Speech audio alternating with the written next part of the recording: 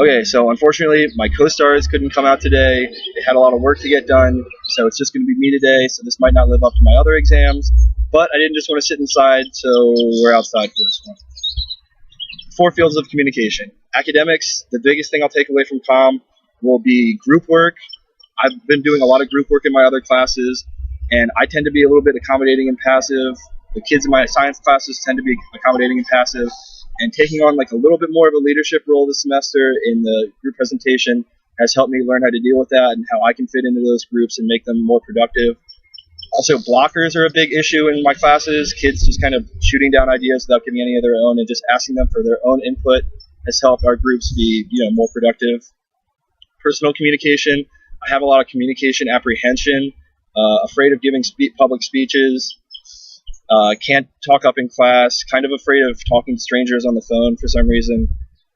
I found I've had a lot of problems with that, and I've gotten more comfortable after, giving the presentations and being able to talk in other classes.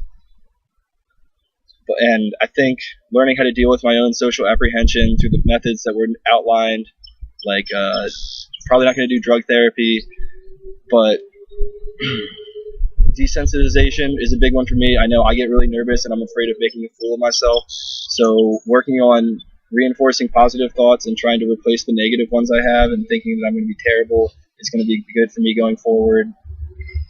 There's also professional. I learned through the interview, nonverbal communication, being able to communicate calmness and being rational is a big thing as far as doctor-patient communication later for me.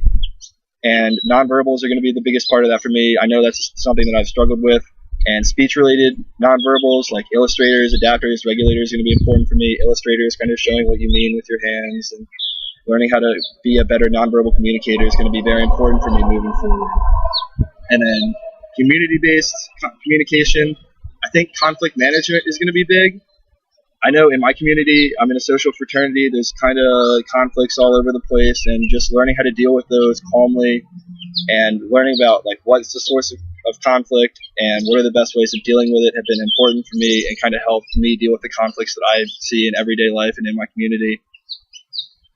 As far as where I saw myself, as far as communication skills, when I was coming into COMM, I'd probably say like a 4.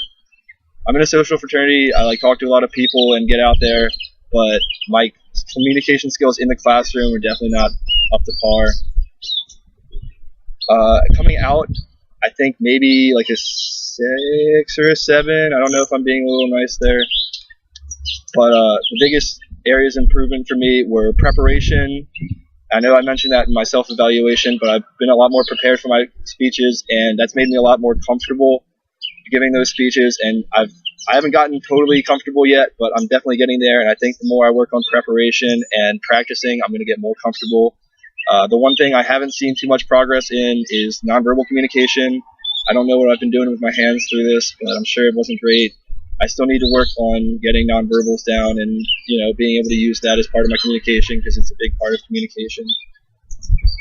And then the most important takeaway from COMM 107 for me personally, coming into this class, I just thought I sucked at communicating in class, couldn't talk in class, couldn't public speak.